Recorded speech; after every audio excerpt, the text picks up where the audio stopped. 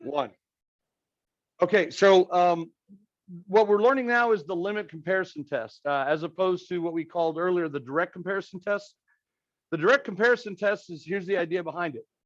If you want to know if a series converges or diverges, and it looks kind of like it's one off from something that you know something about, whether it's a geometric series or a P series, then if you can say then that the series that you know something about converges, anything smaller than it will converge.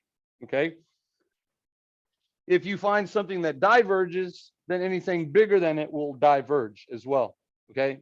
But that's about it. So here's the comparison. If we know something small converges, then anything smaller has to converge too. That's kind of an intuitive idea, right? If you have something small and you know it converges, then if you find something smaller than it, it'll converge too.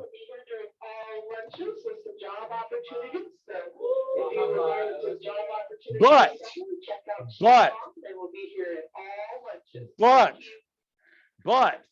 if you have something small that you know converges and you have something that's a little bigger than it, then you don't know anything about that second one.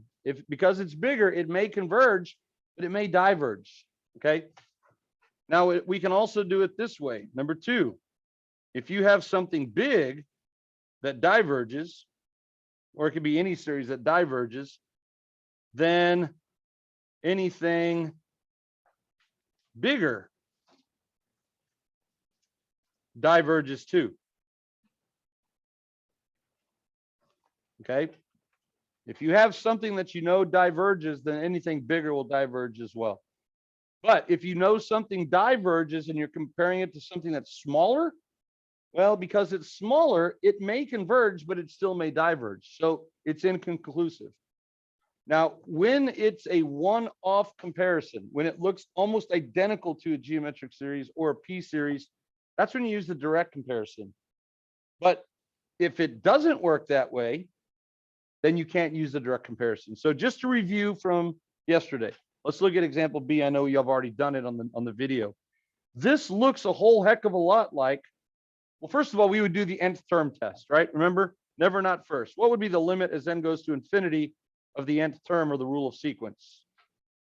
As n goes to infinity, 1 over n cubed plus 1 goes to 0. So that means we're in the game, right? It still may converge, but it still may diverge. This looks a whole heck of a lot like 1 over n cubed. So we would compare this to the series from 1 equals infinity to 1 over n cubed. And by the way, let's give this guy a name. Let's call this guy capital A, and we'll call this guy capital B. I didn't say that on the video, but it's really nice if you give them names, okay? Now, what do we know about B?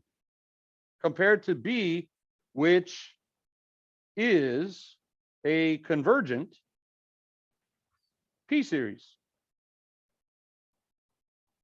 with P equaling 3, which is greater than 1. Okay, so remember that was the P series.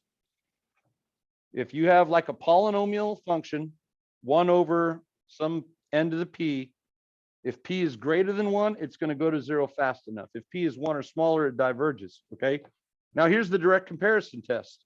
Since I know something converges, I can only compare it with things that are smaller, right? Well, that's going to work out for me because guess what? 1 over n cubed plus 1 is less than or equal to 1 over n cubed for all n greater than or equal to 1. Would you agree? Because it's plus 1, we're making the denominator bigger, which makes it smaller term by term. So we would say by the direct comparison test, comma, A converges too. Also, okay? That's the argument.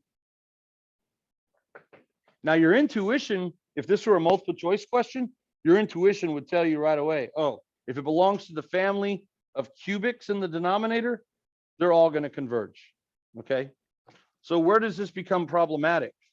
It becomes problematic if this question had been this instead. N equals 1 to infinity of 1 over n cubed minus 1. Let's do this what if. What if that was the one that we're going to call A? Well, again, it looks a lot like 1 over n cubed, which is a convergent P series. But 1 over n cubed minus 1, is that smaller or equal to 1 over n cubed? No. Now by making the denominator smaller, we're making it bigger.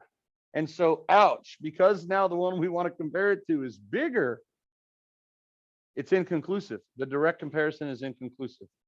Now, again, your intuition will take you far. It's going to converge, okay? The terms still go to 0, but it belongs to the cubic family in the bottom. And any family of cubics in the bottom will converge. You just can't justify it using a direct comparison test, okay? So that's why we have this test here, which will be a limit comparison test. All right, it's another comparison test. Now, here's what it says. Let's say you have two positive rules of sequence, right? A sub n and B sub n, or non-negative, I should say. They could be 0. If the limit of one of them, the ratio of one of them to the other, equals a finite value, okay, and positive. It doesn't matter which ratio you take, but if you take the ratio of one over the other as n goes to infinity, if it equals a finite positive value L, then they have the same behavior, okay? Now, the reason the ratio order doesn't matter is because if you took a ratio of one of them and you got 1/3, 1/3 is positive and finite. If you did the other way, you would get 3 over 1, which is 3, which is also positive and finite. So the ratio order doesn't matter, okay? This one works well when you have something that's not one off. For instance, let's come back up here. You could call that one A, and we're going to compare it to the convergent P series. Convergent P series, n equals 1 to infinity of 1 over n cubed, which we can call B, okay? So now we're going to say the limit as n goes to infinity of, it doesn't really matter. Let's do 1 over n cubed minus 1 all over 1 over n cubed. Okay, so I just did A over B, but you can do B over A. Now, if you look at that, if you try direct substitution, what do you get? You get 1 over infinity, which is 0 over 0. So you could use L'Hopital's rule here, but there's some algebra that you could do before that. Simplify this, right? Stay, change, flip. Stay, change, flip. So if you stay in the top, change, and flip, you get this. And now if you multiply straight across, you get n cubed over n cubed minus 1. Now if you plug in, you get infinity over infinity, which is, of course, another version of L'Hopital's rule. But we don't have to use L'Hopital's rule here because there's a faster way. What do we know? When the degrees are the same, the limit as n goes to infinity is leading coefficient over leading coefficient. So this equals 1, right? Now, is 1 positive and finite? Yes. Okay. So you could say it's greater than 0 and finite. And now we can say so B converges by the limit comparison test, which I'll just write out as LCT. You write it out actually on the AP exam. Now here's the deal. You do have to know the qualifications for the test to work and how to phrase your argument. But if this shows up on the AP exam and you're required to go, it's only going to be like one part of one free response. These show up a lot more often as multiple choice questions because they realize it's a lot of writing. Okay. But that's how you would do it. We know it converges. So again, in the future, if you were to see something like this, let's say we have sigma from, let's say it's 2 to infinity of 1 over 3n cubed plus 2n minus 1. And this was a multiple choice question. Okay. Would that series converge or diverge? What would you say?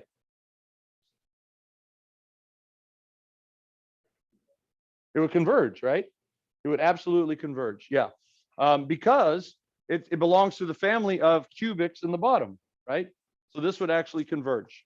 And so you wouldn't have to prove that. You just say, oh, it converges. Okay. How would this be a multiple choice question? Well, it would be one of those multiple choice questions. Like it would say, which of the following series converge? And they'll give you like Roman numeral 1. And so that one converges. What if they gave you something like this? Roman numeral 2 was n equals, let's say 1 to infinity of 3n to the 4th all over 5 n to the 5th plus 3n plus 1. Would that one converge? This works great when you have polynomials over polynomials. If you haven't watched the video yet or weren't here yesterday, if you actually have powers in the top, you have to simplify it down, right?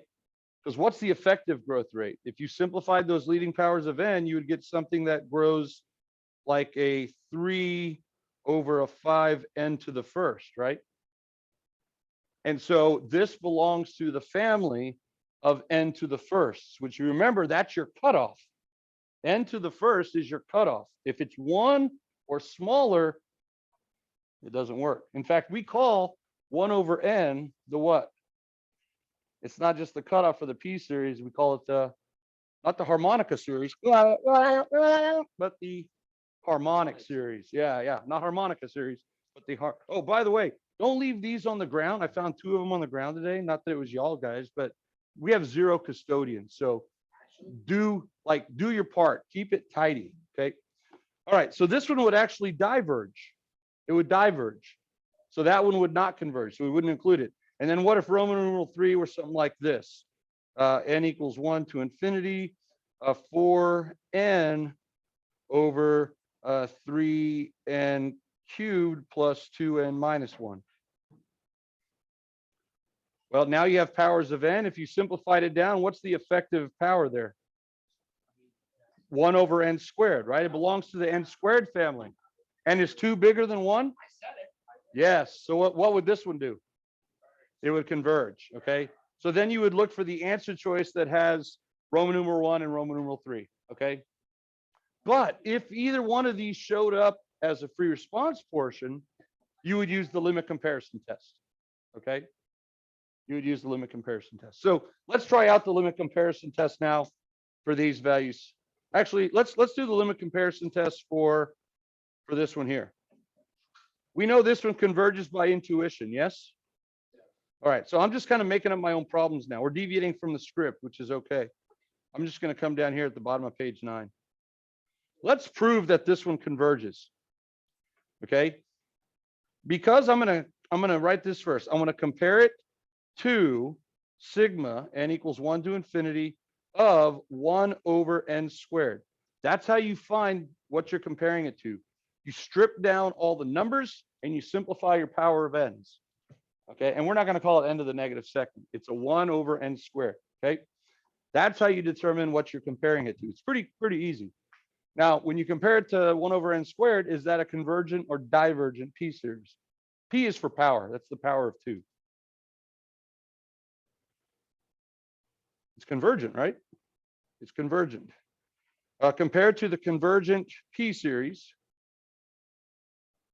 that. Now, I'm not going to bother using the direct comparison because this one converges. I would have to show that this one over here is smaller. And I don't know if it's smaller because I'm adding, but then I'm also subtracting. So it's too hard of a burden to prove. So when it's not a one-off, we just use the limit comparison test. So I'm going to call this one A, and I'll call this one B. So if I take the limit as n goes to infinity of A over B, you're always going to get a complex fraction. So what would be the next step? If you plugged in now, you would get 0 over 0. So your next step is to eradicate the complex fraction, right? 4n over 3n cubed plus 2n minus 1 times, I don't know why I put an absolute value there, times n squared over 1. And now if you multiply straight across, look what you end up with. 4n cubed over 3n cubed plus 2n minus 1. Your goal when you do the limit comparison test, as you're probably already kind of seeing, is to pick something so that when you simplify, the degrees are the same. That's your goal. right? So if these degrees at this point aren't the same, you probably chose your wrong function to compare it to. But now because they are the same, we can evaluate the limit by taking the leading coefficient over the leading coefficient, which is 4/3. Now, is 4/3 positive? Yes, so I'll say it's greater than 0, and it has to be finite. Okay, well, you're going to know that it's finite. You don't even actually have to say that. All right. If you get D and E, you have to try a different test, but it is finite, and it's 4/3, which is bigger than 0. It's positive. Okay, so A converges to also by the limit comparison test, right? Limit comparison test. Now, if I had done the ratio the other way, if I would have done 1 over n squared divided by 4n over 3n cubed, state change flip, I would have gotten 3/4. But 3/4 is also, yeah, it still works. It's still positive and finite. So in this case, the order doesn't matter. So that's the limit comparison test. It works great when you have powers of n. All right, now let's go ahead and do these right here. I got n cubed over n cubed plus 1. What's the first thing that you should do if you were asked to decide if this series converges or diverges? Never not first. Nth term, right? Nth term test. Very good. Never not first for a limit, direct substitution.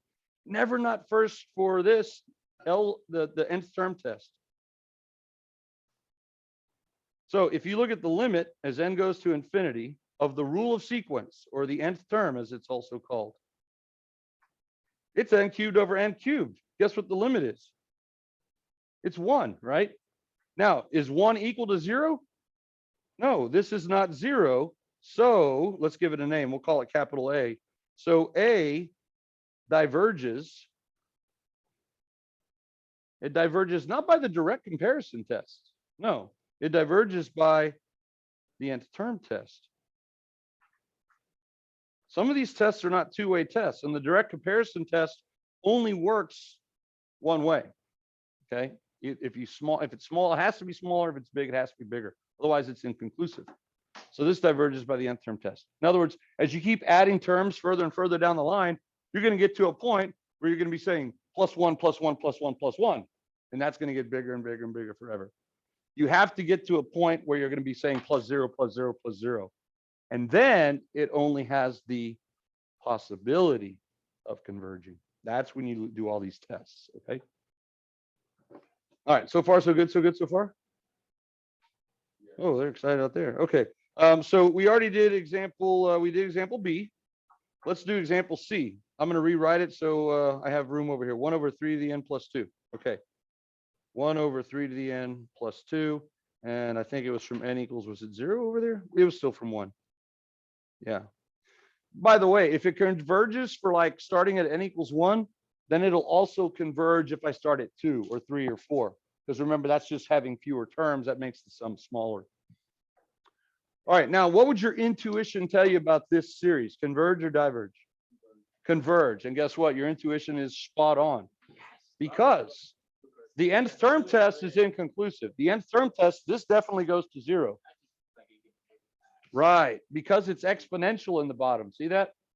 If the cutoff for growth in the bottom is 1 over n to the first, it has to be bigger than 1 over n to the first, including 1 over n to the 1.000001. That'll still converge. Then anything that grows faster in the bottom that's greater than n to the first should converge, like n squared, n cubed. Well, any exponential function is going to grow faster than any power function, right? So this one definitely converges. So if this were a multiple choice question, you know it converges, it's in the bag. But what if it showed up as a part of a free response? Now you cannot use just intuition, right? Can we use the direct comparison on this? Would direct comparison work here?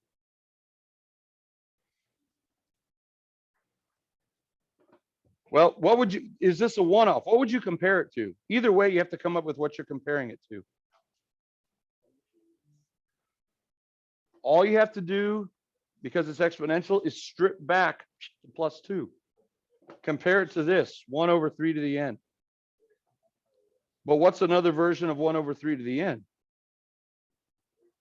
3 to the negative n. But remember, if we're comparing it to something, we're typically going to have to compare it to either a geometric series or a p series. Good. Yeah. You're going to have to compare it to either a geometric series or a p series. Okay. So 1 over 3 to the n is easier to write as 1/3 to the n. Okay. Those are really the only two that we can compare them to, because those are the two that have definitive two-way rules that are stripped down easy cases. So the ratio would be 1/3. Does this converge or diverge? Converges, right? If it's exponential decay, it's going to converge. So here's all you'd have to say if this were a free response. Compare it to that, comma, the convergent geometric series. You wouldn't have to qualify it. You wouldn't have to say R, the absolute value of R is 1/3, which is less than 1. Okay. Now let's also give it a name. Let's call it B. Now that I know it's convergent, if I wanted to use direct comparison, since it converges, all I have to show is that the one I was given is smaller. Well, I'm adding 2 in the denominator. Would that make it smaller? Yeah. So you could do that. Let's do it both ways. Okay. So here's using the direct comparison test. You would say, since 1 over 3 to the n plus 2 is less than or equal to 1 over 3 to the n, for all n greater than or equal to 1. Where did we get that last part? For all n greater than or equal to 1, that's your starting value here. If this had started at n equals 2, you would say it's smaller for all n greater than or equal to 2. Okay, do you have to prove that? No, you just say that. Okay. Now, if that were -2, we couldn't say it, but it's +2. Okay. So B converges by the direct comparison test.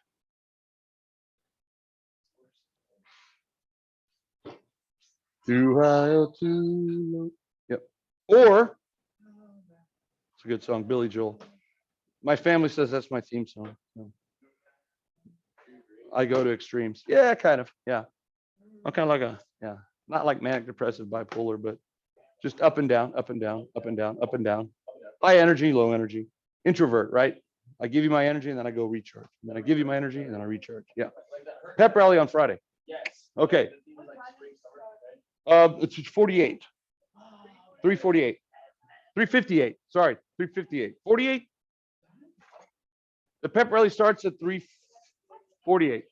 48. Yeah. Okay. Yeah, that's good. Come on in anytime. Or the limit comparison test. Here's what you would say for the limit comparison test.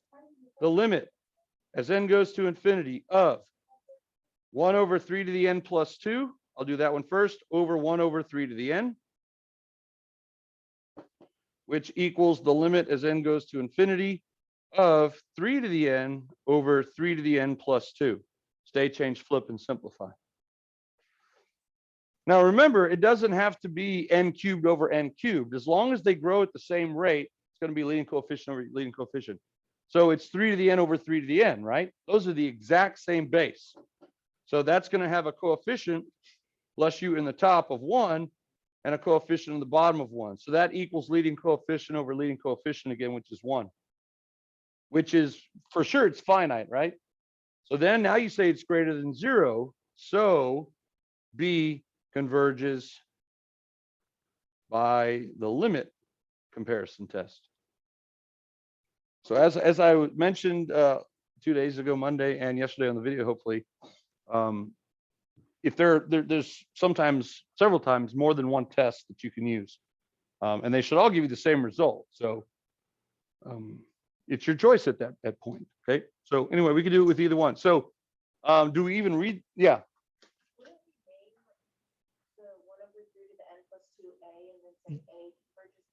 Yeah, did I do that wrong? I did. I didn't follow through there. I was relinquishing my thinking at the end. Very good. This is A. The one that we're asked about is A, We don't want to say B. We already know B converges. Thank you. So A converges. Thank you, Ellery. Yeah, man, that would have been unfortunate to. Yeah, also. Yeah, for the thank you. You know what? See, in my head, I'm still seeing the plumber's bill that he gave me yesterday at the 3:30. And I'm like, ah, you know, right? Wow. Like, wow. Yeah. All right. But indoor plumbing is good, right? You get used to it, and then the plumbing goes out, and you're like, nah, let's get back to indoor plumbing, whatever it takes. Okay. All right. So thank you all for catching that. Any questions now on the difference between the two? Can we always use the limit comparison test instead of the direct? Will it work most of the time? Yeah, yeah. If the direct comparison is working, then the limit comparison test more likely will work as well. So why would we even want to use the direct comparison test as opposed to the limit comparison? It's a little faster. It's faster. It's less writing, right? See all the limits and the complex fractions? It's less writing. It's less writing. So feel free. Okay. Let's look at what number one? A, B, C, D comes next. D comes next. All right. What does the nth term test tell us about this one? Conclusive or non-conclusive? The nth term test.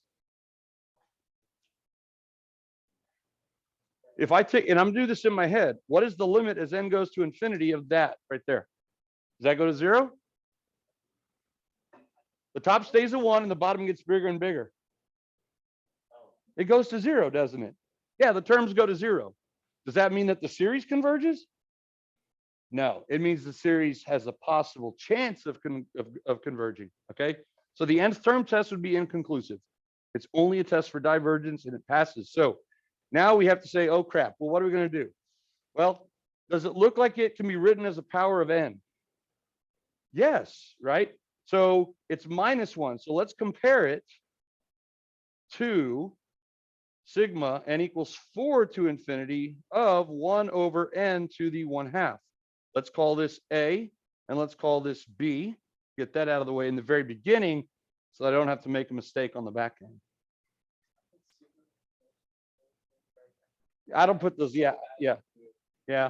I'm not really good at it, but if you make it at least as well as I do, you're good. Try to make them straight lines, not rounded lines. Yeah, try to make them. I just saw that, that's why I said that. Otherwise, it looks kind of like an epsilon, which is different. So this is a P series because it's in the form 1 over n to the P. Is it convergent or divergent? It's divergent. It's divergent. Okay. Yeah. Remember, for a P series, the two tests have the same idea. Here's the geometric series and the P series. We want them to go to 0 fast, right? That's the main idea. But the test is backwards because for a geometric series, we want the ratio to be less than 1. But for the P series, we want the exponent to be bigger than 1 because having a ratio that's less than 1 makes it go to 0. And having an exponent in the bottom that's bigger than 1 makes it grow faster to go to 0. So if you remember that, that might help you keep them straight. So this is a divergent P series. Okay, so compared to that, comma, a divergent P series. Now, if we wanted to use direct comparison, I would have to show that A is whatter than this one, bigger or smaller? I would have to show that it's bigger. It is bigger. I'm subtracting 1, so that makes the denominator smaller, which makes the ratio bigger. So can I use the direct comparison test? Yes. So let's do it both ways again. So this would be the DCT. Since I would do it this way, 1 over n to the 1/2 is greater than or equal to, or less than or equal to 1 over the square root of n minus 1. And it doesn't matter which one you put first, so long as the alligator is eating the bigger one, right? That doesn't really matter. And I always put equal to because for certain values of n, they might be equal. It doesn't cost anything to put the equal sign. Maybe I should keep them in the same format, right? Like that. Comma, A converges by the direct comparison test. Oh, wait, I forgot one little thing. Right? What did I forget? For all n greater than or equal to what? 4. Just, yeah, throw that in. That's your starting value. Okay, we started at 4 on the sigma, comma, A converges by the direct comparison test. Diverges. What the heck is wrong with me?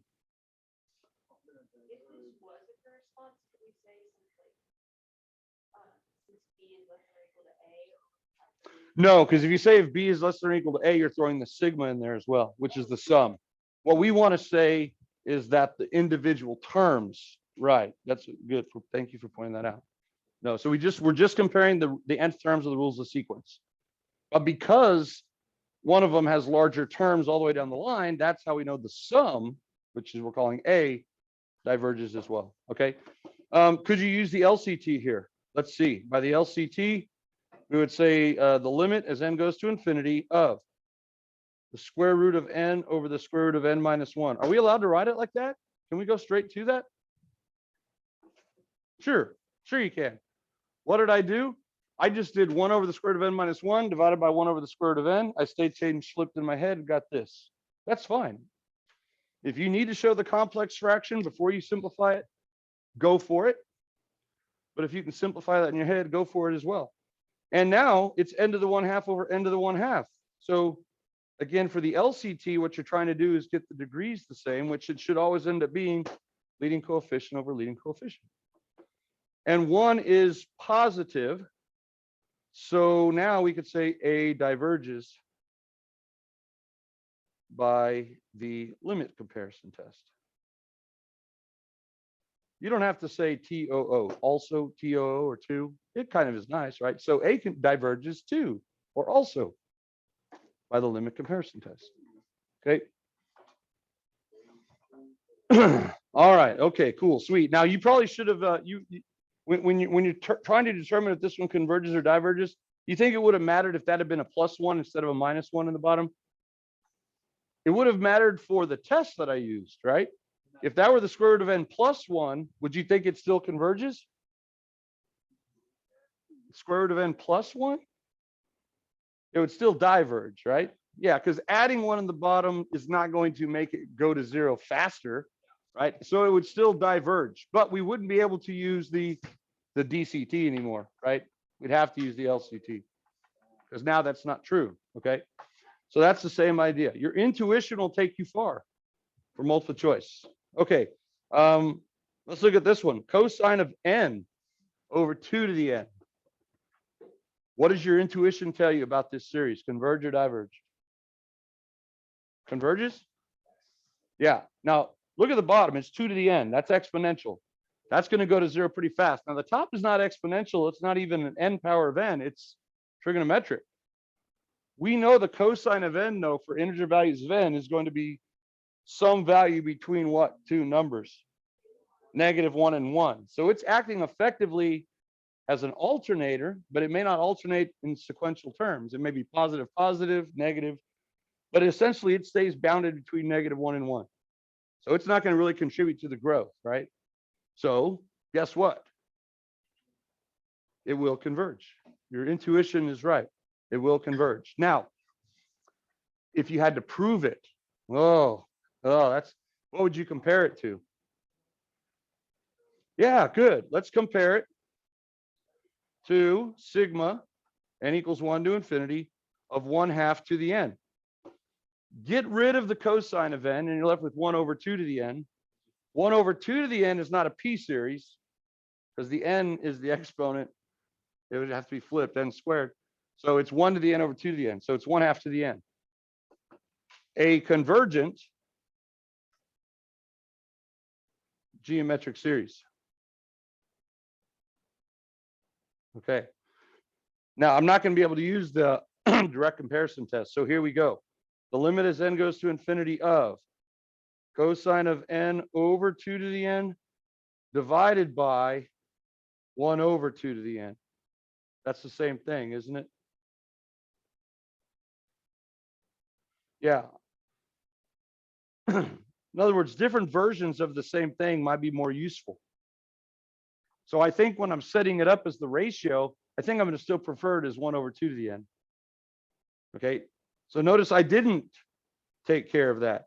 So I get n going to infinity of now 2 to the n all over, or 2 to the n cosine of n all over 2 to the n. And what happens now with your 2 to the n's? They actually divide out, don't they? There's not another term preventing it from dividing out. So they actually will divide out, and we're left with cosine of n.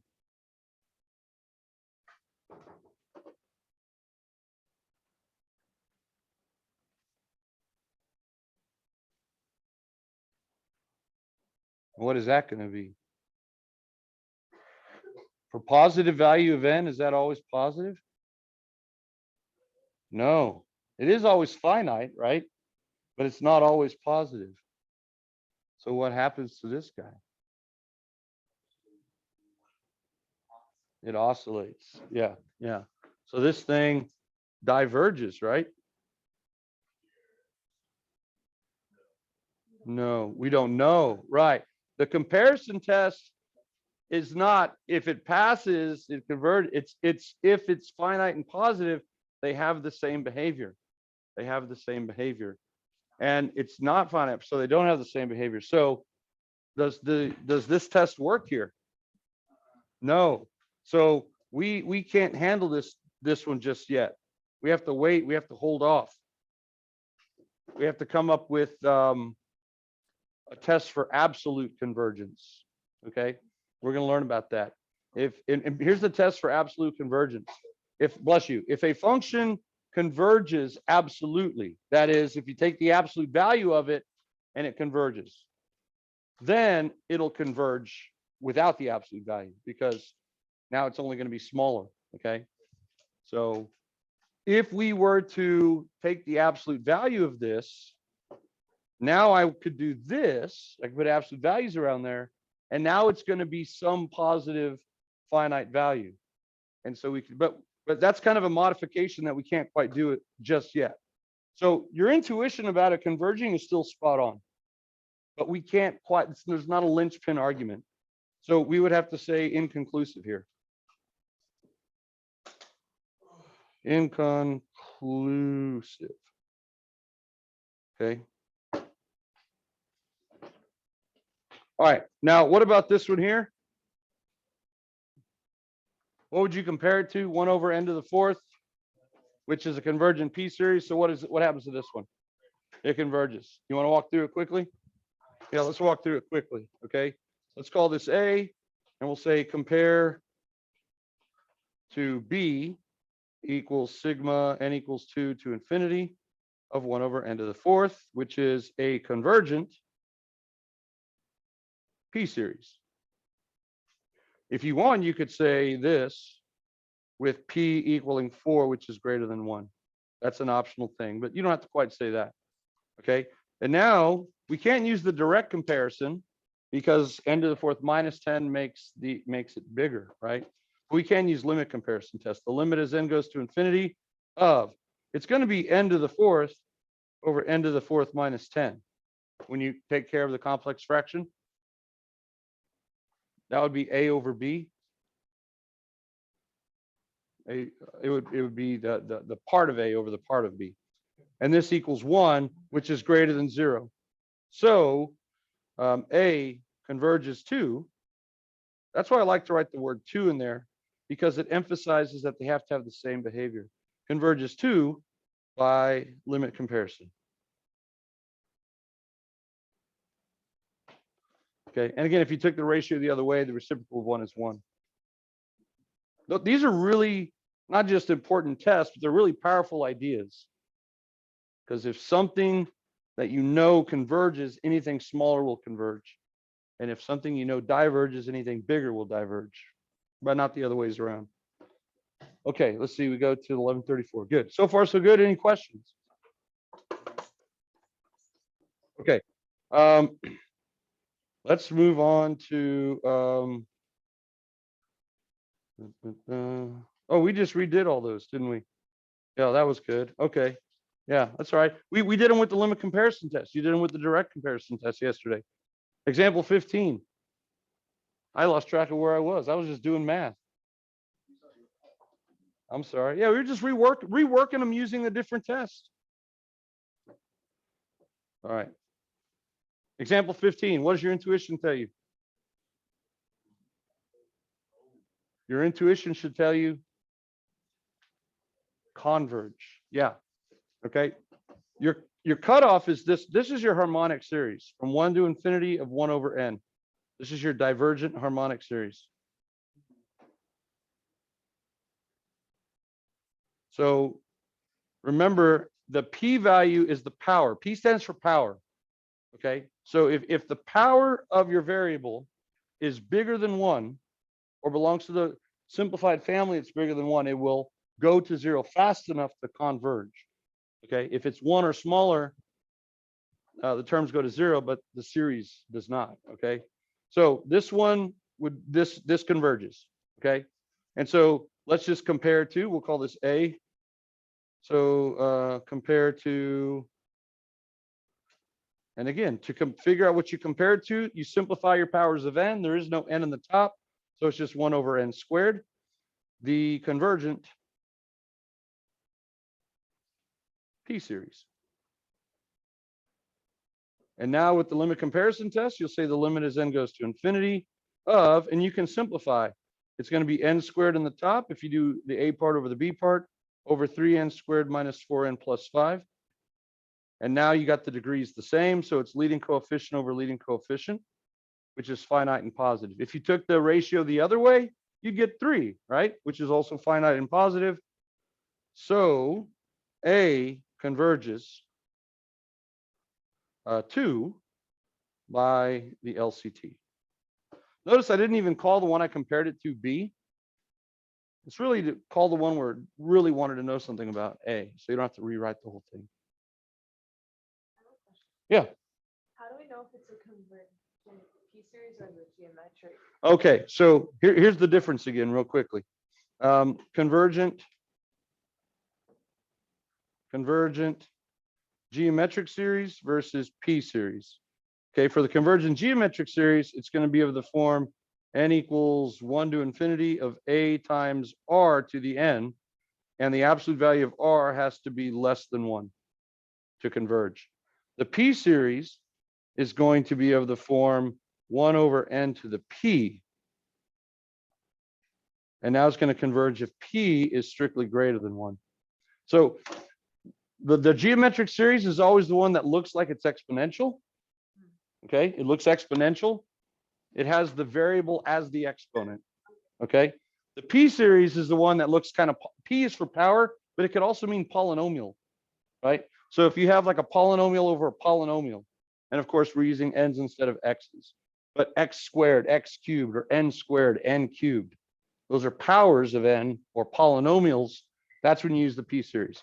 And both of them are two-way tests. So else they fail, right? Else they diverge. You could actually do it like a program, right? Else, if I can spell that right, there we go. Else they diverge.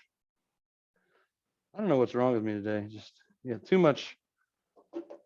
Water was leaking out of pipes, money was leaking out of my wallet, but hey, got at least one of them fixed. Both of them fixed. Both fixed. Else they diverge. So in other words, on the geometric series, if the ratio is 1 or bigger, and on the P series, if the power is 1 or smaller, they diverge. So they're both two-way tests. Okay. Great question. What would be your intuition about B? Converge or diverge? Intuition. What verge? Diverge. Die. Oh, like if you don't, if your friend is Virgil and then he like makes a joke about your wife's hair, right? Then you can be like, diverge. Oh, there you go. Yeah. Then you stand up. Right. So we'll call this A, and we'll compare this to n equals 1 to infinity of what? 1 over n. Good. Because when you simplify n to the 4th over n to the 5th, you get 1 over n, which is your what? Yeah, I'm going to put the divergent. You can put divergent P series or the divergent harmonic series. He's so important. Okay. He has a lot to do with probability as well. But we'll just do the test for now. Okay. So by the limit comparison test, the limit as n goes to infinity. If I divide a by 1 over n, or the rule of sequence of a by 1 over n, state change, flip, and distribute, it's going to be n to the 5th plus 10n, right? Both of those get an n all over the original denominator. Again, if you need to show the complex fraction and then state change flip, that's fine. Just make sure you keep the limit in front. But by doing these enough times, you're going to see that when you divide by 1 over n, it's like multiplying by n over 1. And if you distribute the n to the top, you get this. Again, in the end, you should end up with your coefficients the same, which is leading coefficient over leading coefficient. So what's my ratio equal to now, or the limit? 1/4. If you did the ratio the other way, you would get 4 over 1. Either way, they're both finite and positive. You have to say it's greater than 0, comma. So A does what? Yeah, A also diverges. I like that word also, or the word to, because again, it forces you to kind of look back at what the previous one does. Diverges by the limit comparison test. And remember, May 9th is National Non-Abbreviation Day. So on that day, which is also the AP exam, you would actually write out limit comparison test. Okay. But if it's a multiple choice, your intuition tells you, ooh, that baby diverges. Don't have to do any work.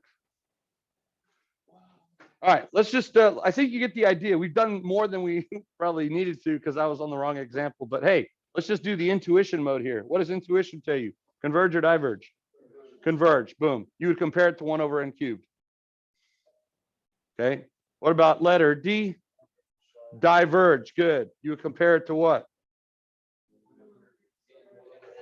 1 over square root of n, or 1 over n to the 1/2. Okay, your divergent P series. Let's actually do this one because how would, if it were a free response, how would the radical come into play? Well, let's see. Compare, we'll call this A. Compare to sigma from n equals 1 to infinity of 1 over n to the 1/2. A divergent P series. Again, you don't have to say with P equals 1/2, which is less than 1. If you take the limit as n goes to infinity now, and you do state change flip, you're going to get the square root of n in the top all over the square root of 3n minus 2. What is that value? Well, here's what's cool about them both being radicals. You can take the square root of the whole thing. That's a property of radicals, right? And now under the radical, you could do leading coefficient over leading coefficient, which would be what? 1/3. And so the limit would equal not 1/3, but the square root of 1/3. Well, isn't the square root of 1/3 or the square root of 3, if you did it the other way, isn't that still finite and positive? Yes. So A diverges, or A also diverges by the LCT, limit comparison test. Okay, that's a great place to stop. So tomorrow we're going to learn about alternating series, which is a very important one. And then we're going to talk about absolute and conditional convergence. And we'll get into the ratio test. And we might be able to finish tomorrow if y'all come ready to work like y'all did today. Sorry, fewer jokes, but I'm feeling the pressure here. So I wanna do right by y'all. Okay. And if you didn't get to watch yesterday's videos, they're in the shared folder. And you can also watch this video because I'm fixing to, as they say, put it in the shared folder. All right, Hank, if you're watching this, you just walked in. All right.